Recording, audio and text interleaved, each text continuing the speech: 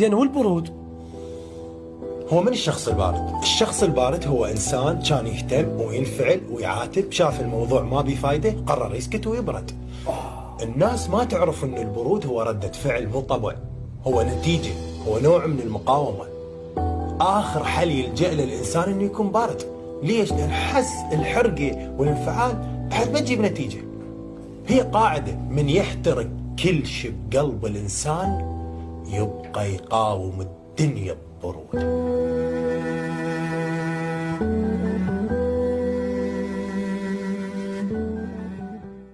زين والبرود؟